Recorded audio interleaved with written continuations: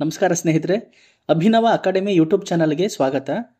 ಈ ಒಂದು ವಿಡಿಯೋದಲ್ಲಿ ಬೆಂಗಳೂರು ಉತ್ತರ ವಿಶ್ವವಿದ್ಯಾಲಯ ಎಸ್ಸಿಪಿ ಪಠ್ಯಕ್ರಮದ ಬಿಕಾಂ 1ನೇ ಸೆಮಿಸ್ಟರ್ನ ಕನ್ನಡ ಭಾಷಾ ವಿಷಯಕ್ಕೆ ಸಂಬಂಧಿಸಿದಂತೆ ಪದ್ಯಗಳಿಂದ, ಗದ್ಯಗಳಿಂದ, ನಾಟಕದಿಂದ ಪರೀಕ್ಷೆಯಲ್ಲಿ ಬರಬಹುದಾದಂತಹ 5 ಮತ್ತು 10 ಅಂಕಗಳ ಪ್ರಮುಖ ಪ್ರಶ್ನೆಗಳನ್ನು, ಅಂದರೆ ಇಂಪಾರ್ಟೆಂಟ್ ಕ್ವಶನ್ಸ್ಗಳನ್ನು ತಿಳಿದುಕೊಳ್ಳೋಣ. ಅದಕ್ಕೆ ಮೊದಲು ಬಿಕಾಂ 1ನೇ ಸೆಮಿಸ್ಟರ್ನ ಕನ್ನಡ ಭಾಷಾ ವಿಷಯಕ್ಕೆ ಸಂಬಂಧಿಸಿದಂತೆ ಪರಿವಿಡಿಯನ್ನು, ಕಂಟೆಂಟನ್ನು ನೋಡೋಣ. ಅಂದರೆ ಎಷ್ಟು ಘಟಕಗಳಿದೆ, ಯಾವ್ಯಾವ ಪದ್ಯಗಳು, ಪಾಠಗಳು, ನಾಟಕ ಇದೆ, ಯಾವ್ಯಾವ ಘಟಕ ಎಷ್ಟೆಷ್ಟು ಅಂಕಗಳಿಗೆ ಇದೆ ಅನ್ನೋದನ್ನು ತಿಳ್ಕೊಳ್ಳೋಣ. ತದನಂತರ ಇಂಪಾರ್ಟೆಂಟ್ ಕ್ವಶನ್ಸ್ ಯಾವ್ಯಾವ್ದು ಬರುತ್ತೆ ಅನ್ನೋದನ್ನು ನೋಡೋಣ. ಕನ್ನಡ ಭಾಷಾ ವಿಷಯ 100 ಅಂಕಗಳಲ್ಲಿ 20 ಅಂಕಗಳು ಆಂತರಿಕ ಮೌಲ್ಯಾಂಕನ ಇರುತ್ತೆ, ಅಂದರೆ ಇಂಟರ್ನಲ್ ಮಾರ್ಕ್ಸ್ ಇರುತ್ತೆ. ಇನ್ನು 80 ಅಂಕಗಳು ಸೆಮಿಸ್ಟರ್ನ ಪರೀಕ್ಷೆ ಇರುತ್ತೆ. 20 ಅಂಕಗಳಿಗೆ ವಿದ್ಯಾರ್ಥಿಯ ಹಾಜರಾತಿ, ಅಸೈನ್ಮೆಂಟ್, ಸೆಮಿನಾರ್ ಹಾಗೂ 2 ಕಿರು ಪರೀಕ್ಷೆಗಳು. ಇವುಗಳ ಆಧಾರದ ಮೇಲೆ 20 ಅಂಕಗಳಿಗೆ ಇಂಟರ್ನಲ್ ಮಾರ್ಕ್ಸನ್ನು ನೀಡಲಾಗುತ್ತೆ. ಹಾಗೆ 80 ಅಂಕಗಳಿಗೆ ಪರೀಕ್ಷೆ ಇದ್ದು ಯಾವ ಯಾವ ಘಟಕಗಳಿಗೆ ಎಷ್ಟೆಷ್ಟು ಅಂಕ ಇರುತ್ತೆ ಅನ್ನೋದನ್ನು ತಿಳ್ಕೊಂಡು ತದನಂತರ ಪ್ರತಿ ಪದ್ಯದಲ್ಲೂ, ಪಾಠದಲ್ಲೂ, ನಾಟಕದಲ್ಲಿ ಬರುವಂತಹ 5 ಅಂಕ ಮತ್ತು 10 ಅಂಕಗಳ ಪ್ರಮುಖ ಪ್ರಶ್ನೆಗಳನ್ನು, ಅಂದರೆ ಇಂಪಾರ್ಟೆಂಟ್ ಕ್ವಶನ್ಸ್ನ ನೋಡೋಣ. ಬಿಕಾಂ 1ನೇ ಸೆಮಿಸ್ಟರ್ನ ಕನ್ನಡ ಭಾಷಾ ವಿಷಯಕ್ಕೆ ಸಂಬಂಧಿಸಿದಂತೆ ಪರಿವಿಡಿಯಲ್ಲಿ 4 ಘಟಕಗಳನ್ನು ನೀಡಲಾಗಿದೆ. ಪ್ರತಿ ಘಟಕಕ್ಕೂ 20 ಅಂಕಗಳನ್ನು ನೀಡಲಾಗಿದೆ. ಅಂದರೆ ಘಟಕ 1 20 ಅಂಕಗಳಿಗೆ ಇರುತ್ತೆ. ಅದರಲ್ಲಿ ಯಾವ್ಯಾವ ಪದ್ಯ, ಪಾಠಗಳು ಬರುತ್ತೆ ಅಂದರೆ ಕಾರಿ ಹೆಗ್ಗಡೆಯ ಮಗಳು BM ಶ್ರೀಕಂಠಯ್ಯ, ಇದು ಪದ್ಯಪಾಠವಾಗಿದೆ.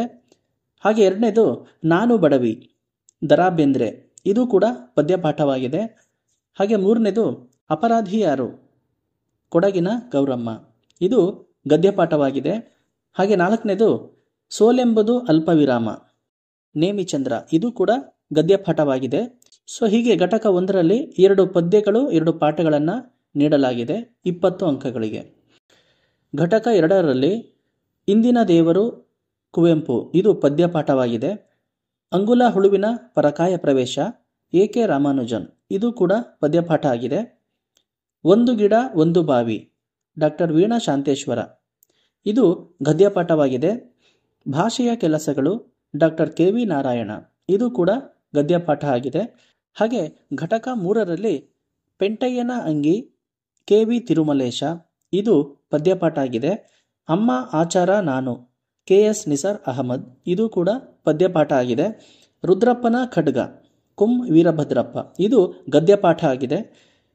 ಜೀವ ಉಳಿಸಲು ಹೊಸ ಜೀವ ಸೃಷ್ಟಿ ನಾಗೇಶ ಹೆಗಡೆ, ಇದು ಕೂಡ ಗದ್ಯಪಾಠ ಆಗಿದೆ. ಈ ಘಟಕ 3ರಲ್ಲಿ 2 ಪದ್ಯ, 2 ಗದ್ಯಗಳನ್ನು ನೀಡಲಾಗಿದೆ 20 ಅಂಕಗಳಿಗೆ. ಹಾಗೆ ಘಟಕ 4ರಲ್ಲಿ ಒಂದು ನಾಟಕವನ್ನು ನೀಡಲಾಗಿದೆ, ಟೊಳ್ಳುಗಟ್ಟಿ TP ಕೈಲಾಸಂ, ಇದು 20 ಅಂಕಗಳಿಗೆ ನೀಡಲಾಗಿದೆ. ಒಟ್ಟಾರೆಯಾಗಿ 6 ಪದ್ಯಗಳು, 6 ಗದ್ಯಪಾಠಗಳನ್ನು ನೀಡಲಾಗಿದೆ, 1 ನಾಟಕವನ್ನು ನೀಡಲಾಗಿದೆ. ಪ್ರತಿ ಘಟಕಕ್ಕೂ 20 ಅಂಕಗಳನ್ನು ನೀಡಲಾಗಿದ್ದು ಒಟ್ಟು 80 ಅಂಕಗಳಿಗೆ ಪರೀಕ್ಷೆ ಇರುತ್ತದೆ. ಈಗ ಘಟಕವಾರು ಪ್ರತಿ ಪದ್ಯದಿಂದ, ಗದ್ಯದಿಂದ, ನಾಟಕದಿಂದ 5 ಅಂಕದ ಪ್ರಶ್ನೆಗಳು, 10 ಅಂಕದ ಪ್ರಶ್ನೆಗಳು, ಇಂಪಾರ್ಟೆಂಟ್ ಕ್ವಶನ್ಸ್ ಯಾವ್ದಾದ್ರು ಬರ್ಬೋದು ಅನ್ನೋದನ್ನು ತಿಳಿದುಕೊಳ್ಳೋಣ. ಘಟಕ 1 ಕಾರಿ ಹೆಗ್ಗಡೆಯ ಮಗಳು BM ಶ್ರೀಕಂಠಯ್ಯ, ಈ ಒಂದು ಪದ್ಯಪಾಠದಲ್ಲಿ 5 ಮತ್ತು 10 ಅಂಕಗಳ ಪ್ರಮುಖ ಪ್ರಶ್ನೆಗಳು ಯಾವ್ಯಾವ ಬರಬಹುದು ಅನ್ನೋದನ್ನು ನೋಡೋಣ. ಮೊದಲಿಗೆ 5 ಅಂಕದ ಪ್ರಶ್ನೆಗಳನ್ನು ನೋಡೋಣ. ಕಡಲಿನ ರೌದ್ರ ನರ್ತನ ಕಾರಿ ಹೆಗ್ಗಡೆಯ ಮಗಳು ಕವಿತೆಯಲ್ಲಿ ಮೂಡಿ ಬಂದಿರುವ ಬಗೆ. ಕಾರಿಯು ಸಾಯುವ ಸನ್ನಿವೇಶ. ಕಾರಿ ಹೆಗ್ಗಡೆಯ ಮಗಳು ಕವಿತೆಯ ದುರಂತ ಪ್ರೇಮ. ಕಾರಿ ಹೆಗ್ಗಡೆಯ ಮಗಳು ಕವಿತೆಯ ಆಶಯ. ಸೊ ಇಷ್ಟು ಪ್ರಶ್ನೆಗಳು 5 ಅಂಕಕ್ಕೆ ಬರಬಹುದು. ಹಾಗೆ 10 ಅಂಕದ ಪ್ರಶ್ನೆಗಳು ಯಾವ್ಯಾವ್ದು ಬರ್ಬೋದು ಅಂತ ಹೇಳಿದ್ರೆ, ಕಾರಿ ಹೆಗ್ಗಡೆಯ ಮಗಳು ಕವನದಲ್ಲಿ ವ್ಯಕ್ತವಾಗಿರುವ ದುರಂತ ಚಿತ್ರಣ. 2ನೇ ಪ್ರಶ್ನೆ, ಪ್ರೇಮಿಸಿದ 2 ಜೀವಗಳು ಒಂದಾಗಲಾರದೆ ದುರಂತ ಮುಕ್ತಾಯವಾದ ರೀತಿಯನ್ನು ಕಾರಿ ಹೆಗ್ಗಡೆಯ ಮಗಳು ಕವಿತೆಯ ಹಿನ್ನೆಲೆಯಲ್ಲಿ ವಿವರಿಸಿ. 3ನೇ ಪ್ರಶ್ನೆ, ಕಾರಿ ಹೆಗ್ಗಡೆಯ ಮಗಳು ಪದ್ಯದ ಸಾರಾಂಶವನ್ನ ವಿವರಿಸಿ. ಘಟಕ 1ರಲ್ಲಿ ಬರುವ ನಾನು ಬಡವಿ ಪದ್ಯಪಾಠದಿಂದ 5 ಅಂಕದ ಪ್ರಶ್ನೆಗಳು ಯಾವ್ಯಾವ ಬರಬಹುದು ಅಂತ ನೋಡೋದಾದ್ರೆ, 1ನೇ ಪ್ರಶ್ನೆ, ದಾಂಪತ್ಯದಲ್ಲಿ ಒಲವೇ ನಮ್ಮ ಬದುಕು ಎಂಬುದನ್ನು ತಿಳಿಸಿರುವ ಬಗೆ. ಹಾಗೆ 2ನೇ ಪ್ರಶ್ನೆ, ನಾನು ಬಡವಿ ಕವನದ ಆಶಯ. 3ನೇ ಪ್ರಶ್ನೆ, ಅದೇ ಘಳಿಗೆ ಮೈಯ ತುಂಬ ನನಗೆ ನವಿರು ಬಟ್ಟೆ ಎಂಬುದರ ತಾತ್ಪರ್ಯ. 4ನೇ ಪ್ರಶ್ನೆ, ನಾನು ಬಡವಿ ಆತ ಬಡವ ಎಂಬ ಮಾತಿನ ಸ್ವಾರಸ್ಯ. ಹಾಗೆ ನಾನು ಬಡವಿ ಪದ್ಯದಿಂದ 10 ಅಂಕಗಳ ಪ್ರಶ್ನೆಗಳು ಯಾವ್ಯಾವ ಬರ್ತವೆ ಅಂತ ನೋಡೋದಾದ್ರೆ, 1ನೇ ಪ್ರಶ್ನೆ, ವಿವಾಹಿತ ಹೆಣ್ಣು ಮಗಳೊಬ್ಬಳ ದಾಂಪತ್ಯ ಪ್ರೀತಿ ನಾನು ಬಡವಿ ಕವಿತೆಯಲ್ಲಿ ಹೇಗೆ ಮೂಡಿ ಬಂದಿದೆ ವಿವರಿಸಿ. ಹಾಗೆ 2ನೇ ಪ್ರಶ್ನೆ, ನಾನು ಬಡವಿ ಕವನದಲ್ಲಿ ವ್ಯಕ್ತವಾಗಿರುವ ದಂಪತಿಗಳ ಬಾಂಧವ್ಯವನ್ನು ವಿವರಿಸಿ. 3ನೇ ಪ್ರಶ್ನೆ, ನಾನು ಬಡವಿ ಕವಿತೆಯ ಸಾರಾಂಶವನ್ನು ವಿವರಿಸಿ. ಅಪರಾಧಿ ಯಾರು? ಇದು ಒಂದು ಗದ್ಯಪಾಠ ಆಗಿದೆ. ಈ ಒಂದು ಗದ್ಯಪಾಠದಲ್ಲಿ 5 ಅಂಕದ ಪ್ರಶ್ನೆಗಳು ಯಾವ್ಯಾವ ಬರಬಹುದು ಅಂತ ನೋಡೋದಾದ್ರೆ, 1ನೇ ಪ್ರಶ್ನೆ, ಮುಸ್ಲಿಂ ಮತಕ್ಕೆ ಸೇರಿದ ಪಾರ್ವತಿಯನ್ನು ಸಮಾಜ ದೂಷಿಸಿದ ಬಗೆ. 2ನೇ ಪ್ರಶ್ನೆ, ಅಪರಾಧಿ ಯಾರು ಕಥೆಯಲ್ಲಿ ನಿರೂಪಿತವಾಗಿರುವ ಲಿಂಗ ಅಸಮಾನತೆಯ ಚಿತ್ರಣ. 3ನೇ ಪ್ರಶ್ನೆ, ಹೆಣ್ಣಿನ ಬಾಲ್ಯ ಯೌವನ ಕಾಲದ ಆಸೆಗಳು ಕನಸುಗಳು ಸಮಾಜದ ಕ್ರೂರ ವಾಸ್ತವದ ಮುಂದೆ ನುಚ್ಚು ನೂರಾಗುವ ಬಗೆ. 4ನೇ ಪ್ರಶ್ನೆ, ಹೆಣ್ಣಿನ ಮನಸ್ಸಿನ ತಳಮಳ ಹಾಗೂ ಲಿಂಗ ಅಸಮಾನತೆಯ ಚಿತ್ರಣ. ಪಾರ್ವತಿಯನ್ನು ಸಮಾಜ ದೂಷಿಸುವ ರೀತಿ. ಅಪರಾಧಿ ಯಾರು ಪಾಠದಿಂದ 10 ಅಂಕಗಳ ಪ್ರಶ್ನೆಗಳು ಯಾವ್ಯಾವುದು ಬರಬಹುದು ಅಂತ ನೋಡೋದಾದ್ರೆ, 1ನೇ ಪ್ರಶ್ನೆ, ಜಾತಿ ಮತ್ತು ಲಿಂಗ ಅಸಮಾನತೆಯ ಚಿತ್ರಣ ಅಪರಾಧಿ ಯಾರು ಕಥೆಯಲ್ಲಿ ಹೇಗೆ ಮೂಡಿ ಬಂದಿದೆ ವಿವರಿಸಿ. 2ನೇ ಪ್ರಶ್ನೆ, ಅಪರಾಧಿ ಯಾರು ಕಥೆಯ ಸಾರಾಂಶವನ್ನ ವಿವರಿಸಿ. ಸೋಲೆಂಬುದು ಅಲ್ಪವಿರಾಮ. ಈ ಒಂದು ಗದ್ಯಪಾಠದಿಂದ 5 ಅಂಕದ ಪ್ರಶ್ನೆಗಳು ಯಾವ್ಯಾವ್ದು ಬರ್ತವೆ ಅಂತ ನೋಡೋದಾದ್ರೆ, 1ನೇ ಪ್ರಶ್ನೆ, ಸೋಲು ಜನರನ್ನು ಸಾಯುವ ಹಂತಕ್ಕೆ ಕೊಂಡೊಯ್ಯುತ್ತದೆ. ಜನರ ನಡತೆ ಅವರ ಅಲ್ಪಗುಣಕ್ಕೆ ದಾರಿ ಮಾಡಿಕೊಡುತ್ತದೆ. 3ನೇ ಪ್ರಶ್ನೆ, ಸೋಲಿನಾಚೆಗೂ ಬದುಕನ್ನು 100 ಬಣ್ಣಗಳಲ್ಲಿ ಕಲ್ಪಿಸಿಕೊಳ್ಳಬಹುದು. ಮಕ್ಕಳಲ್ಲಿ ಇಂದು ವಿದ್ಯೆ ಬೀರುತ್ತಿರುವ ಪರಿಣಾಮ.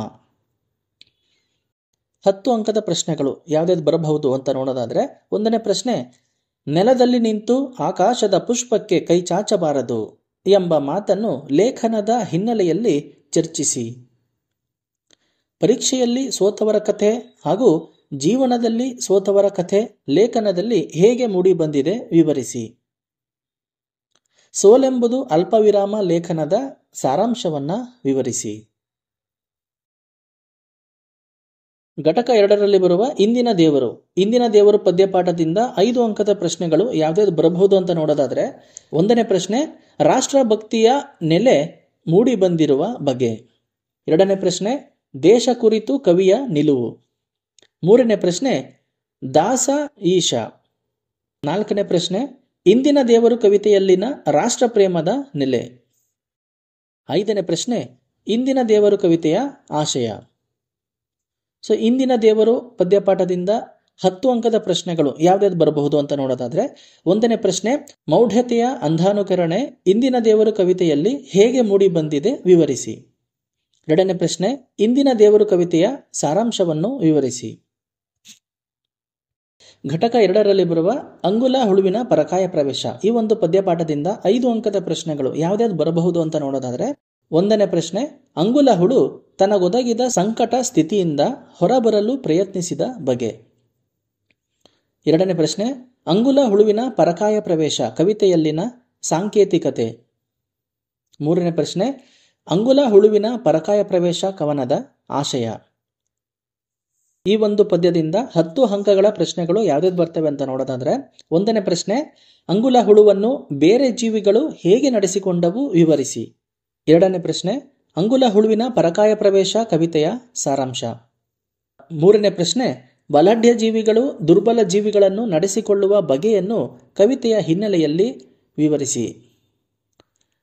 ಘಟಕ 2ರಲ್ಲಿ ಬರುವಂತಹ ಒಂದು ಗಿಡ ಒಂದು ಬಾವಿ. ಈ ಒಂದು ಗದ್ಯಪಾಠದಿಂದ 5 ಅಂಕದ ಪ್ರಶ್ನೆಗಳು ಯಾವ್ಯಾವ್ದು ಬರಬಹುದು ಅಂತ ನೋಡೋದಾದ್ರೆ, 1ನೇ ಪ್ರಶ್ನೆ, ನಿರೂಪಕಿ ಗಿಡದೊಂದಿಗೆ ಉಳಿಸಿಕೊಂಡಿರುವ ಆತ್ಮೀಯತೆ. 2ನೇ ಪ್ರಶ್ನೆ, ಗಿಡ ಮತ್ತು ಮರವನ್ನು ನೆಟ್ಟು ಕಟ್ಟಿದ ಸಂದರ್ಭ. ಮೂರನೇ ಪ್ರಶ್ನೆ, ಗಿಡ ಮತ್ತು ಮರ ಜನರಿಗೆ ಉಪಯೋಗವಾದ ಪರಿ. ನಾಲ್ಕನೇ ಪ್ರಶ್ನೆ, ಗಿಡ ಮತ್ತು ಮರ ಜನರಿಂದ ಹಾಳಾಗುವುದು. ಈ ಗದ್ಯಪಾಠದಿಂದ 10 ಅಂಕದ ಪ್ರಶ್ನೆಗಳು ಯಾವ್ದಾದ್ರು ಬರ್ಬೋದು ಅಂತ ನೋಡೋದಾದ್ರೆ, ಒಂದನೇ ಪ್ರಶ್ನೆ, ಮಾನವನ ಸ್ವಾರ್ಥ ಗುಣದಿಂದ ಪರಿಸರ ಹಾಳಾಗುತ್ತಿರುವುದನ್ನು ಕಥೆಯ ಹಿನ್ನೆಲೆಯಲ್ಲಿ ವಿವರಿಸಿ. ಎರಡನೇ ಪ್ರಶ್ನೆ, ಒಂದು ಗಿಡ ಒಂದು ಬಾವಿ ಕಥೆಯ ಸಾರಾಂಶವನ್ನ ವಿವರಿಸಿ. ಘಟಕ 2ರಲ್ಲಿ ಬರುವ ಭಾಷೆಯ ಕೆಲಸಗಳು ಗದ್ಯಪಾಠದಿಂದ 5 ಅಂಕಗಳ ಪ್ರಶ್ನೆಗಳು ಯಾವ್ದ್ಯಾವ್ದು ಬರಬಹುದು ಅಂತ ನೋಡೋದಾದ್ರೆ, ಒಂದನೇ ಪ್ರಶ್ನೆ, ಭಾಷೆಯು ಒಂದು ಭಾವೋಪಯೋಗಿ. ಎರಡನೇ ಪ್ರಶ್ನೆ, ಭಾಷೆಯ ಸಾಮಾಜಿಕ ನೆಲೆ. ಮೂರನೇ ಪ್ರಶ್ನೆ, ಭಾಷೆಯು ಒಂದು ನಾದ ಶಕ್ತಿ. ನಾಲ್ಕನೇ ಪ್ರಶ್ನೆ, ಭಾಷೆಯು ಆಲೋಚನೆಯ ಸಾಧನ. ಐದನೇ ಪ್ರಶ್ನೆ, ಭಾಷೆಯು ಸಮಾಜದೊಡನೆ ಬೆರೆತಿರುವ ಬಗೆ. ಆರನೇ ಪ್ರಶ್ನೆ, ಮಾಹಿತಿ ಮತ್ತು ದಾಖಲೆಗಳನ್ನು ಭಾಷೆಯಲ್ಲಿ ಕಾರ್ಯನಿರ್ವಹಿಸುವ ಬಗೆ. ಹಾಗೆ 10 ಅಂಕಗಳ ಪ್ರಶ್ನೆಗಳು ಯಾವ್ದು ಬರುತ್ತೆ ಅಂತ ನೋಡೋದಾದ್ರೆ, ಒಂದನೇ ಪ್ರಶ್ನೆ, ಭಾಷೆಯ ಕೆಲಸಗಳನ್ನು ಲೇಖನದ ಹಿನ್ನೆಲೆಯಲ್ಲಿ ಚರ್ಚಿಸಿ. ಎರಡನೇ ಪ್ರಶ್ನೆ, ಭಾಷೆಯು ಒಂದು ಭಾವೋಪಯೋಗಿ ಹಾಗೂ ಸಾಮಾಜಿಕ ನೆಲೆಯ ಕುರಿತು ವಿವರಿಸಿ. ಘಟಕ 3ರಲ್ಲಿ ಬರುವ ಪೆಂಟಯ್ಯನ ಅಂಗಿ ಪದ್ಯಪಾಠದಿಂದ 5 ಅಂಕದ ಪ್ರಶ್ನೆಗಳು ಯಾವ್ದು ಬರಬಹುದು ಅಂತ ನೋಡೋದಾದ್ರೆ, ಒಂದನೇ ಪ್ರಶ್ನೆ, ಪೆಂಟಯ್ಯನ ಅಂಗಿ ಕವನದ ಆಶಯ. ಎರಡನೇ ಪ್ರಶ್ನೆ, ಪೆಂಟಯ್ಯನ ವ್ಯಕ್ತಿತ್ವ ಕುರಿತು ಬರೆಯಿರಿ. 10 ಅಂಕಗಳ ಪ್ರಶ್ನೆಗಳು ಯಾವ್ದಾದ್ರು ಬರಬಹುದು ಅಂತ ನೋಡೋದಾದ್ರೆ, ಒಂದನೇ ಪ್ರಶ್ನೆ, ಪೆಂಟಯ್ಯನ ಬಹುದಿನದ ಕನಸು ನೆರವೇರಿತೆ ವಿವರಿಸಿ. ಎರಡನೇ ಪ್ರಶ್ನೆ, ಪೆಂಟಯ್ಯನ ಬಳಿಯಿದ್ದ ಅಂಗಿ ಏನನ್ನು ಸಂಕೇತಿಸುತ್ತದೆ ವಿವರಿಸಿ. ಮೂರನೇ ಪ್ರಶ್ನೆ, ಪೆಂಟಯ್ಯನ ಅಂಗಿ ಕವಿತೆಯ ಸಾರಾಂಶವನ್ನು ವಿವರಿಸಿ. ಈಗ ಘಟಕ 3ರಲ್ಲಿ ಇರುವಂತಹ ಅಮ್ಮ ಆಚಾರ ನಾನು ಪದ್ಯಪಾಠದಿಂದ 5 ಅಂಕದ ಪ್ರಶ್ನೆಗಳು ಯಾವ್ದಾದ್ರು ಬರಬಹುದು ಅಂತ ನೋಡೋದಾದ್ರೆ, ಒಂದನೇ ಪ್ರಶ್ನೆ, ಮದುವೆ ಹೆಸರಿನಲ್ಲಿ ನಡೆಯುತ್ತಿರುವ ಶೋಷಣೆಯ ಸ್ವರೂಪ ಅಥವಾ ನೆಲೆಗಳು.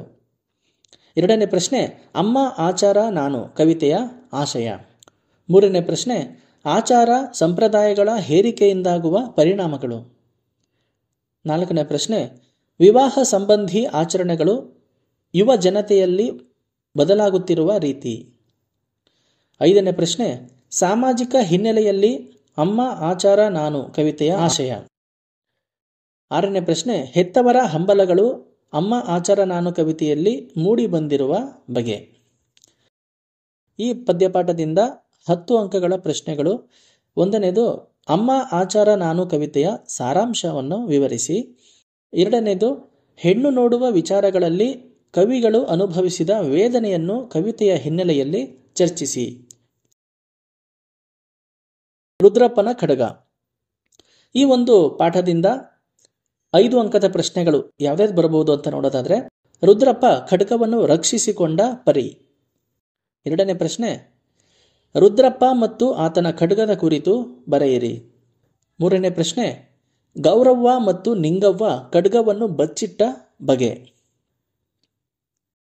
10 ಅಂಕದ ಪ್ರಶ್ನೆಗಳು ಯಾವ್ಯಾವ್ದು ಬರುತ್ತೆ ಅಂತ ನೋಡೋದಾದ್ರೆ, ಒಂದನೇದು, ರುದ್ರಪ್ಪನ ಅಹಂಕಾರ ಮತ್ತು ಒಣಜಂಬಗಳು ಕಥೆಯಲ್ಲಿ ಹೇಗೆ ವ್ಯಕ್ತಗೊಂಡಿದೆ ವಿವರಿಸಿ. ಎರಡನೇ ಪ್ರಶ್ನೆ, ನಿಂಗವ್ವನ ದಿಟ್ಟತನ ಧೈರ್ಯಗಳು ಹೆಣ್ಣಿನ ಶಕ್ತಿಯ ಪ್ರತೀಕವಾಗಿ ಮೂಡಿ ಬಂದ ಬಗೆಯನ್ನು ವಿವರಿಸಿ. ಮೂರನೇ ಪ್ರಶ್ನೆ, ಗೌರವ್ವನ ಅಳಲು ಕಥೆಯಲ್ಲಿ ಹೇಗೆ ಮೂಡಿ ಬಂದಿದೆ ವಿವರಿಸಿ. ನಾಲ್ಕನೇ ಪ್ರಶ್ನೆ, ರುದ್ರಪ್ಪನ ಖಡ್ಗ ಕಥೆಯ ಸಾರಾಂಶವನ್ನು ವಿವರಿಸಿ. ನೀವು ಸಾರಾಂಶವನ್ನು ಓದ್ಕೊಂಡಿದ್ರೆ ಇಷ್ಟೂ ಪ್ರಶ್ನೆಗಳಿಗೆ ನಿಮಗೆ ಉತ್ತರ ಸಿಗುತ್ತೆ. ಸೊ ಘಟಕ 3ರಲ್ಲಿ ಇರುವಂತಹ ಜೀವ ಉಳಿಸಲು ಹೊಸ ಜೀವ ಸೃಷ್ಟಿ, ಈ ಒಂದು ಗದ್ಯಪಾಠದಿಂದ 5 ಅಂಕದ ಪ್ರಶ್ನೆಗಳು ಯಾವ್ದಾದ್ರು ಬರಬಹುದು ಅಂತ ನೋಡೋದಾದ್ರೆ, ಒಂದನೇ ಪ್ರಶ್ನೆ, ಅನಿಸಾಳಿಗೆ ನೀಡಿದ ಚಿಕಿತ್ಸೆಗಳು ಹಾಗೂ ಪರಿಣಾಮ. ಎರಡನೇ ಪ್ರಶ್ನೆ, ಮರಿಸಾಳನ್ನು ನೋಡಿಕೊಂಡ ಶಿಶುತಜ್ಞ ಡಾಕ್ಟರ್ ರಡಾಲ್ಫರ ವಾದ. ಮೂರನೇ ಪ್ರಶ್ನೆ, ಅನಿಸಾ ಮತ್ತು ಮರಿಸಾ. 10 ಅಂಕಗಳ ಪ್ರಶ್ನೆಗಳು ಯಾವ್ದಾದ್ರು ಬರ್ಬೋದು ಅಂತ ನೋಡೋದಾದ್ರೆ, ಒಂದನೇ ಪ್ರಶ್ನೆ, ಅನಿಸಾಳನ್ನು ಪೋಷಕರು ಉಳಿಸಿಕೊಳ್ಳಲು ಮಾಡಿದ ಉಪಾಯಕ್ಕೆ ಎದುರಾದ ಸಮಸ್ಯೆಗಳನ್ನು ನಿರೂಪಿಸಿ. ಎರಡನೇ ಪ್ರಶ್ನೆ, ಜೀವ ಉಳಿಸಲು ಹೊಸ ಜೀವ ಸೃಷ್ಟಿ ಕಥೆಯ ಸಾರಾಂಶವನ್ನು ವಿವರಿಸಿ. ಮೂರನೇ ಪ್ರಶ್ನೆ, ಜೀವ ಉಳಿಸಲು ಸೃಷ್ಟಿಯಾದ ಹೊಸ ಜೀವದ ಕುರಿತು ಕಥೆಯ ಹಿನ್ನೆಲೆಯಲ್ಲಿ ವಿವರಿಸಿ. ನಾಲ್ಕನೇ ಪ್ರಶ್ನೆ, ಅನಿಸ್ಸಾಳನ್ನು ಉಳಿಸಿಕೊಳ್ಳಲು ಆಕೆಯ ಪೋಷಕರು ಪಟ್ಟ ಪ್ರಯತ್ನ ಸಾಹಸಗಳನ್ನು ಲೇಖನದ ಹಿನ್ನೆಲೆಯಲ್ಲಿ ಚರ್ಚಿಸಿ. ಘಟಕ 4ರಲ್ಲಿ ಟೊಳ್ಳುಗಟ್ಟಿ ನಾಟಕ ಇರುತ್ತೆ. ಈ ನಾಟಕ 20 ಅಂಕಗಳಿಗೆ ಇರುತ್ತೆ. ಸೊ ಈ ನಾಟಕದಿಂದ 5 ಅಂಕದ ಪ್ರಶ್ನೆಗಳು ಯಾವುದ್ಯಾವ್ದು ಬರಬಹುದು ಅಂತ ನೋಡೋದಾದರೆ, ಒಂದನೇ ಪ್ರಶ್ನೆ ಟಿ.ಪಿ. ಕೈಲಾಸಂ, ಎರಡನೇ ಪ್ರಶ್ನೆ ಪುಟ್ಟು ಮಾಧವ್, ಮೂರನೇ ಪ್ರಶ್ನೆ ಪಾತು ಸಾತು, ನಾಲ್ಕನೇ ಪ್ರಶ್ನೆ ಹಿರಿಯಣ್ಣಯ್ಯ ಭಾಗೀರಥಮ್ಮ, ಐದನೇ ಪ್ರಶ್ನೆ ಮನೆಗೆ ಬೆಂಕಿ ಬಿದ್ದ ಪ್ರಸಂಗ, ಆರನೇ ಪ್ರಶ್ನೆ ಪರೀಕ್ಷೆಯಲ್ಲಿ ಫೇಲಾದ ಮಾಧುವಿಗೆ ತಂದೆ ನೀಡಿದ ಶಿಕ್ಷೆಗಳು, ಏಳನೇ ಪ್ರಶ್ನೆ ಮಾಧು ತನ್ನ ತಾಯಿಗೆ ಮಾಡಿದ ಸೇವೆ. ಈ ನಾಟಕದಿಂದ 10 ಅಂಕಗಳ ಪ್ರಶ್ನೆಗಳು ಯಾವುದ್ಯಾವ್ದು ಬರಬಹುದು ಅಂತ ನೋಡೋದಾದರೆ, ಒಂದನೇ ಪ್ರಶ್ನೆ ಟೊಳ್ಳುಗಟ್ಟಿ ನಾಟಕದ ಕೇಂದ್ರ ಆಶಯವನ್ನು ನಾಟಕದ ವಸ್ತುವಿನ ಹಿನ್ನೆಲೆಯಲ್ಲಿ ಸಾದರಪಡಿಸಿ. ಎರಡನೇ ಪ್ರಶ್ನೆ ಶಿಕ್ಷಣ ನೀಡಬೇಕಾದ ಸಂಸ್ಕಾರದ ದೃಷ್ಟಿಕೋನ ನಾಟಕದಲ್ಲಿ ಹೇಗೆ ನಿರೂಪಿತವಾಗಿದೆ ವಿವರಿಸಿ. ಮೂರನೇ ಪ್ರಶ್ನೆ ಮನೆಯಿಂದ ಕಲಿಯಬೇಕಾದ ಶಿಕ್ಷಣ ಎಂತಹುದು ನಾಟಕದ ಹಿನ್ನೆಲೆಯಲ್ಲಿ ವಿವರಿಸಿ. ನಾಲ್ಕನೇ ಪ್ರಶ್ನೆ ಸ್ವಾರ್ಥ ಕೇಂದ್ರಿತ ಶಿಕ್ಷಣ ಪದ್ಧತಿ ಮಾನವೀಯ ಸಂಬಂಧಗಳ ಕುಸಿತಕ್ಕೆ ಕಾರಣ. ಈ ಹೇಳಿಕೆಯನ್ನು ನಾಟಕದ ಹಿನ್ನೆಲೆಯಲ್ಲಿ ಚರ್ಚಿಸಿ. ಐದನೇ ಪ್ರಶ್ನೆ ಮಕ್ಕಳ ಸ್ಕೂಲ್ ಮನೇಲಲ್ವೇ ಈ ಹೆಸರು ನಾಟಕಕ್ಕೆ ಹೇಗೆ ಹೊಂದಾಣಿಕೆಯಾಗುತ್ತದೆ ವಿವರಿಸಿ. ಟಿ.ಪಿ. ಕೈಲಾಸಂ ಅವರ ಟೊಳ್ಳುಗಟ್ಟಿ ನಾಟಕಕ್ಕೆ ಮಕ್ಕಳ ಸ್ಕೂಲ್ ಮನೇಲಲ್ವೇ ಅಂತ ಇನ್ನೂ ಒಂದು ಹೆಸರಿದೆ. ಹಾಗಾಗಿ ಈ ಒಂದು ಹೆಸರನ್ನ ಪ್ರಶ್ನೆಯ ಮೂಲಕ ನೀಡಿದ್ದಾರೆ. ಈಗ ಪ್ರಶ್ನೆ ಪತ್ರಿಕೆಯ ವಿನ್ಯಾಸವನ್ನ ನೋಡೋಣ. ಬೆಂಗಳೂರು ಉತ್ತರ ವಿಶ್ವವಿದ್ಯಾಲಯ ಪಠ್ಯಪುಸ್ತಕದ ಕೊನೆಯಲ್ಲಿ ಮಾದರಿ ಪ್ರಶ್ನೆ ಪತ್ರಿಕೆಯನ್ನ ನೀಡಲಾಗಿದೆ. ಆ ಮಾದರಿ ಪ್ರಶ್ನೆ ಪತ್ರಿಕೆ ಯಾವ ರೀತಿ ಇದೆ ಅನ್ನೋದನ್ನ ನೋಡೋಣ. ಮೊದಲೇ ಹೇಳಿದಾಗೆ ಪರೀಕ್ಷೆ 80 ಅಂಕಗಳಿಗೆ ಇರುತ್ತೆ. ಸಮಯ ನಿಮಗೆ 3 ಗಂಟೆಗಳ ಅವಧಿ ಪರೀಕ್ಷೆ ಬರೆಯೋದಕ್ಕೆ ಇರುತ್ತೆ. ಒಟ್ಟು ನಿಮಗೆ ಪ್ರಶ್ನೆ ಪತ್ರಿಕೆಯಲ್ಲಿ 4 ಮೇನ್ಗಳನ್ನು ನೀಡಲಾಗಿರುತ್ತೆ. ಮೊದಲನೇ ಮೇನ್ನಲ್ಲಿ 2 ಸಬ್ ಮೇನ್ಗಳಿದ್ದಾವೆ.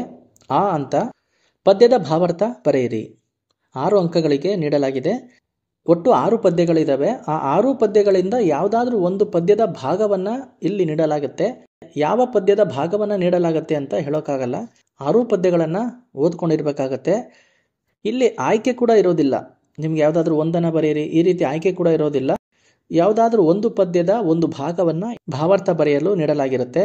ಹಾಗಾದರೆ ಇಲ್ಲಿ ಯಾವ ಪದ್ಯದ ಭಾವಾರ್ಥವನ್ನು ಬರೆಯಿರಿ ಅಂತ ನೀಡಲಾಗಿದೆ ಅಂತ ನೋಡೋದಾದರೆ, ಆಗ ಅಂಜದೆ ತೊರೆಯನೆಂದನು ಬೇಗ ಜೀಯ ಓಡ ತರುವೆನು, ಸುಡಲಿ ಹೊನ್ನು ಬೆಡಗಿ ನಿನ್ನೀ ಮಡದಿಗೋಸುಗ ಬರುವೆನು, ಆದುದಾಗಲಿ ಮುದ್ದಿನರಗಿಣಿಗಾದ ಗಂಡವ ಕಾದು ಕೊಡುವೆನು, ಕಡಲು ನೊರೆಗಡೆದೆದ್ದು ಕುದಿಯಲಿ ಗಡುವ ಹಾಯಿಸಿ ಬಿಡುವೆನು. ಈ ಒಂದು ಪದ್ಯಭಾಗ ಬಿ.ಎಂ. ಶ್ರೀಕಂಠಯ್ಯ ಅವರು ಬರೆದಿರುವ ಕಾರಿ ಹೆಗ್ಗಡೆಯ ಮಗಳು ಪದ್ಯಪಾಠದಿಂದ ನೀಡಲಾಗಿದೆ. ಎರಡನೇ ಸಬ್ಮೇನ್ ಆನಲ್ಲಿ 2ರ ಟಿಪ್ಪಣಿ ಬರೆಯಿರಿ ಅಂತ ನೀಡಲಾಗಿದೆ. ಒಂದು ಪ್ರಶ್ನೆಗೆ 2 ಅಂಕಗಳನ್ನು ನೀಡಲಾಗಿದೆ. ಒಟ್ಟು 4 ವಿಷಯಗಳನ್ನು ಇಲ್ಲಿ ನೀಡಲಾಗಿರುತ್ತೆ. ಆ 4 ವಿಷಯಗಳಲ್ಲಿ ಯಾವುದಾದ್ರೂ 2 ವಿಷಯಗಳಿಗೆ ಟಿಪ್ಪಣಿಯನ್ನು ಬರೆಯಬೇಕಾಗತ್ತೆ. ಟಿಪ್ಪಣಿ ಬರೆಯಿರಿ ಮೇನ್ನಲ್ಲಿ ಯಾವ್ಯಾವ ರೀತಿ ಪ್ರಶ್ನೆಗಳು ಬರ್ಬೋದು ಅಂದರೆ, ಕವಿಗಳ ಲೇಖಕರ ಹೆಸರುಗಳನ್ನು ಇಲ್ಲಿ ಕೊಡ್ಬೋದು. ಹಾಗೆ ಕಥೆಗಳಲ್ಲಿ ಬರ್ತಕ್ಕಂತಹ ಪಾತ್ರಗಳನ್ನು, ಹಾಗೆ ಆ ಕಥೆಯಲ್ಲಿ ಪಾಠದಲ್ಲಿ ಬರುವಂತಹ ಪ್ರಮುಖ ವಿಷಯಗಳೇನಾದರೂ ಇದ್ದರೆ ಆ ಒಂದು ವಿಷಯಗಳನ್ನು ಇಲ್ಲಿ ನೀಡಲಾಗುತ್ತೆ. ನೋಡಿ, ಈಗ ಟಿಪ್ಪಣಿ ಬರೆಯಿರಿನಲ್ಲಿ 1ನೇ ಪ್ರಶ್ನೆ ದ.ರಾ. ಬೇಂದ್ರೆ. ದ.ರಾ. ಬೇಂದ್ರೆ ಅವರ ಕವಿ ಪರಿಚಯವನ್ನು ಬರೆಯಬೇಕಾಗತ್ತೆ. ದ.ರಾ. ಬೇಂದ್ರೆ ಅವರು ನಾನು ಬಡವಿ ಪದ್ಯವನ್ನು ರಚನೆ ಮಾಡಿದ್ದಾರೆ. ಆ ಪದ್ಯದಿಂದ ದ.ರಾ. ಬೇಂದ್ರೆ ಅವರ ಹೆಸರನ್ನು ಇಲ್ಲಿ ನೀಡಲಾಗಿದೆ. ಅವರ ಪರಿಚಯವನ್ನು ಬರೆಯಬೇಕಾಗತ್ತೆ. 2ನೇ ಪ್ರಶ್ನೆ ಕೆ.ವಿ. ತಿರುಮಲೇಶ. ಕೆ.ವಿ. ತಿರುಮಲೇಶ ಅವರ ಕವಿ ಪರಿಚಯವನ್ನು ಬರೆಯಬೇಕಾಗತ್ತೆ. ಕೆ.ವಿ. ತಿರುಮಲೇಶ ಅವರು ಪೆಂಟಯ್ಯನ ಅಂಗಿ ಪದ್ಯವನ್ನು ಬರೆದಿದ್ದಾರೆ. ಆ ಒಂದು ಪದ್ಯದಿಂದ ಇವರ ಹೆಸರನ್ನು ನೀಡಲಾಗಿದೆ. ಹಾಗೆ ಪೆಂಟಯ್ಯ, 3ನೇ ಪ್ರಶ್ನೆ ಪೆಂಟಯ್ಯ, ಇದು ಒಂದು ಪಾತ್ರದ ಹೆಸರು. ಕೆ.ವಿ. ತಿರುಮಲೇಶ ಅವರು ಬರೆದಿರುವ ಪೆಂಟಯ್ಯನ ಅಂಗಿ ಪದ್ಯದಿಂದ ಈ ಒಂದು ಪಾತ್ರವನ್ನು ನೀಡಲಾಗಿದೆ. ಹಾಗೆ 4ನೇ ಪ್ರಶ್ನೆ ಅಂಗುಲ ಹುಳು, ಇದು ಕೂಡ ಒಂದು ಪಾತ್ರ ಅಂತಲೇ ಹೇಳಬಹುದು. ಎ.ಕೆ. ರಾಮಾನುಜನ್ ಅವರು ಬರೆದಿರುವಂತಹ ಅಂಗುಲ ಹುಳುವಿನ ಪರಕಾಯ ಪ್ರವೇಶ ಪದ್ಯದಿಂದ ಅಂಗುಲ ಹುಳು ಪಾತ್ರವನ್ನು ನೀಡಲಾಗಿದೆ. ಯಾವುದಾದ್ರೂ 2, ಈ 4 ವಿಷಯಗಳಲ್ಲಿ ಯಾವುದಾದ್ರೂ 2ಕ್ಕೆ ಟಿಪ್ಪಣಿಯನ್ನು ಬರೆಯಬೇಕಾಗತ್ತೆ. ತದನಂತರ ಎರಡನೇ ಮೇನ್ನಲ್ಲಿ 4 ಪ್ರಶ್ನೆಗಳಿಗೆ ಸಂಕ್ಷಿಪ್ತವಾಗಿ ಉತ್ತರಿಸಿ. ಈ ಮೇನ್ನಲ್ಲಿ 5 ಅಂಕಗಳಿಗೆ ಪ್ರಶ್ನೆಗಳನ್ನು ನೀಡಲಾಗಿರುತ್ತೆ. ಒಟ್ಟು 6 ಪ್ರಶ್ನೆಗಳನ್ನು ನೀಡಲಾಗಿರುತ್ತೆ. ಆ 6 ಪ್ರಶ್ನೆಗಳಲ್ಲಿ ಯಾವುದಾದ್ರೂ 4 ಪ್ರಶ್ನೆಗಳಿಗೆ ಸಂಕ್ಷಿಪ್ತವಾಗಿ ಉತ್ತರಿಸಬೇಕಾಗತ್ತೆ.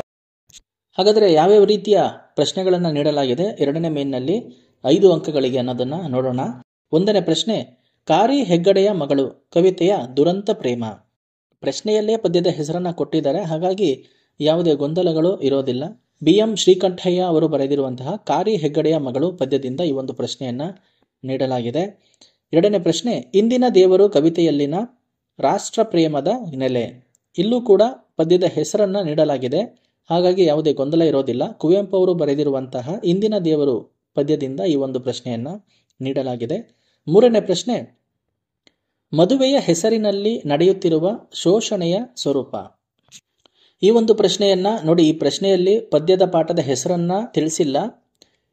ಈ ಒಂದು ಪ್ರಶ್ನೆಯನ್ನ KS ನಿಸಾರ್ ಅಹಮದ್ ಅವರು ಬರೆದಿರುವ ಅಮ್ಮ ಆಚಾರ ನಾನು ಪದ್ಯಪಾಠದಿಂದ ಈ ಒಂದು ಪ್ರಶ್ನೆಯನ್ನ ನೀಡಲಾಗಿದೆ. 4ನೇ ಪ್ರಶ್ನೆ, ನಿರೂಪಕಿ ಗಿಡದೊಂದಿಗೆ ಉಳಿಸಿಕೊಂಡಿರುವ ಆತ್ಮೀಯತೆ. ಈ ಒಂದು ಪ್ರಶ್ನೆಯನ್ನ ಡಾಕ್ಟರ್ ವೀಣಾ ಶಾಂತೇಶ್ವರ ಅವರು ಬರೆದಿರುವ ಒಂದು ಗಿಡ ಒಂದು ಬಾವಿ ಗದ್ಯಪಾಠದಿಂದ ನೀಡಲಾಗಿದೆ. 5ನೇ ಪ್ರಶ್ನೆ, ರುದ್ರಪ್ಪನ ಅಹಂಕಾರ ಮತ್ತು ಒಣಜಂಬ. ಈ ಒಂದು ಪ್ರಶ್ನೆಯನ್ನ ಕುಂ ವೀರಭದ್ರಪ್ಪ ಅವರು ಬರೆದಿರುವ ರುದ್ರಪ್ಪನ ಖಡ್ಗ ಗದ್ಯಪಾಠದಿಂದ ನೀಡಲಾಗಿದೆ. 6ನೇ ಪ್ರಶ್ನೆ, ಭಾಷೆಯ ಸಾಮಾಜಿಕ ನೆಲೆ.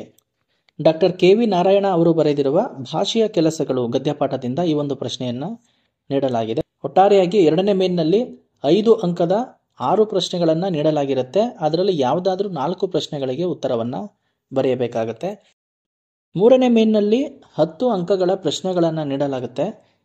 3 ಪ್ರಶ್ನೆಗಳಿಗೆ ವಿವರವಾಗಿ ಉತ್ತರಿಸಿ. ಅಂದರೆ ಇಲ್ಲಿ ಒಟ್ಟು 5 ಪ್ರಶ್ನೆಗಳನ್ನು ನೀಡಲಾಗಿರುತ್ತೆ. ಆ 5 ಪ್ರಶ್ನೆಗಳಲ್ಲಿ ಯಾವುದಾದ್ರೂ 3 ಪ್ರಶ್ನೆಗಳಿಗೆ ಉತ್ತರವನ್ನು ಬರೆಯಬೇಕು. ಯಾವ್ಯಾವ ರೀತಿಯ ಪ್ರಶ್ನೆಗಳನ್ನು ನೀಡಲಾಗಿದೆ ಅಂತ ನೋಡೋದಾದರೆ 10 ಅಂಕಗಳಿಗೆ 1ನೇ ಪ್ರಶ್ನೆ, ಲಿಂಗ ಅಸಮಾನತೆಯ ಚಿತ್ರಣ ಅಪರಾಧಿ ಯಾರು ಕಥೆಯಲ್ಲಿ ಹೇಗೆ ಮೂಡಿಬಂದಿದೆ. ಪ್ರಶ್ನೆಯಲ್ಲೇ ಪಾಠದ ಹೆಸರನ್ನು ನೀಡಲಾಗಿದೆ. ಇದು ಕೊಡಗಿನ ಗೌರಮ್ಮ ಅವರು ಬರೆದಿರುವ ಅಪರಾಧಿ ಯಾರು ಪಾಠದಿಂದ ನೀಡಲಾಗಿದೆ. 2ನೇ ಪ್ರಶ್ನೆ, ಸೋಲು ಜನರನ್ನು ಸಾಯುವ ಹಂತಕ್ಕೆ ಕೊಂಡೊಯ್ಯುತ್ತದೆ ಎಂಬ ಮಾತನ್ನು ಲೇಖನದ ಹಿನ್ನೆಲೆಯಲ್ಲಿ ಚರ್ಚಿಸಿ. ಈ ಒಂದು ಪ್ರಶ್ನೆಯನ್ನ ನೇಮಿಚಂದ್ರ ಅವರು ಬರೆದಿರುವ ಸೋಲೆಂಬುದು ಅಲ್ಪವಿರಾಮ ಗದ್ಯಪಾಠದಿಂದ ನೀಡಲಾಗಿದೆ. 3ನೇ ಪ್ರಶ್ನೆ, ಅನಿಸಾಳನ್ನು ಪೋಷಕರು ಉಳಿಸಿಕೊಳ್ಳಲು ಮಾಡಿದ ಉಪಾಯಕ್ಕೆ ಎದುರಾದ ಸಮಸ್ಯೆಗಳನ್ನು ನಿರೂಪಿಸಿ. ಈ ಒಂದು ಪ್ರಶ್ನೆಯನ್ನ ನಾಗೇಶ ಹೆಗಡೆ ಅವರು ಬರೆದಿರುವ ಜೀವ ಉಳಿಸಲು ಹೊಸ ಜೀವ ಸೃಷ್ಟಿ ಗದ್ಯಪಾಠದಿಂದ ನೀಡಲಾಗಿದೆ. ಹಾಗೆ 4ನೇ ಪ್ರಶ್ನೆ, ಭಾಷೆ ಭಾವೋಪಯೋಗಿಯಾಗಿ ಕೆಲಸ ಮಾಡುವ ಬಗೆಯನ್ನು ವಿವರಿಸಿ. ಡಾಕ್ಟರ್ KV ನಾರಾಯಣ ಅವರು ಬರೆದಿರುವ ಭಾಷೆಯ ಕೆಲಸಗಳು ಗದ್ಯಪಾಠದಿಂದ ಈ ಒಂದು ಪ್ರಶ್ನೆಯನ್ನ ನೀಡಲಾಗಿದೆ. ಹಾಗೆ 5ನೇ ಪ್ರಶ್ನೆ, ನಿಂಗವ್ವನ ದಿಟ್ಟತನ ಧೈರ್ಯಗಳನ್ನು ಪರಿಚಯಿಸಿ. ಈ ಒಂದು ಪ್ರಶ್ನೆಯನ್ನ ಕುಂ ವೀರಭದ್ರಪ್ಪ ಅವರು ಬರೆದಿರುವ ರುದ್ರಪ್ಪನ ಖಡ್ಗ ಗದ್ಯಪಾಠದಿಂದ ನೀಡಲಾಗಿದೆ. ಒಟ್ಟಾರೆಯಾಗಿ 3ನೇ ಮೇನ್ನಲ್ಲಿ 10 ಅಂಕಕ್ಕೆ 5 ಪ್ರಶ್ನೆಗಳನ್ನು ನೀಡಲಾಗಿರುತ್ತೆ. ಆ 5ರಲ್ಲಿ ಯಾವುದಾದ್ರೂ 3 ಪ್ರಶ್ನೆಗಳಿಗೆ ಉತ್ತರವನ್ನು ಬರೆಯಬೇಕು. ಈಗ ಕೊನೆಯ 4ನೇ ಮೇನ್ನಲ್ಲಿ 2 ಸಬ್ಮೇನ್ಗಳನ್ನು ನೀಡಲಾಗಿದೆ.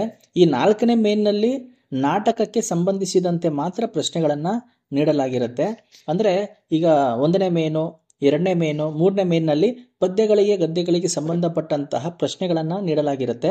ಆದರೆ 4ನೇ ಮೇನ್ನಲ್ಲಿ ನಾಟಕಕ್ಕೆ ಸಂಬಂಧಿಸಿದಂತೆ ಮಾತ್ರ ಪ್ರಶ್ನೆಗಳನ್ನು ನೀಡಲಾಗಿರುತ್ತೆ. ಈ 4ನೇ ಮೇನ್ನಲ್ಲಿ 2 ಸಬ್ಮೇನ್ಗಳಿದ್ದಾವೆ. ಮೊದಲನೇ ಸಬ್ಮೇನ್ ಆ ನಲ್ಲಿ 2 ಪ್ರಶ್ನೆಗಳಿಗೆ ಸಂಕ್ಷಿಪ್ತವಾಗಿ ಉತ್ತರಿಸಿ.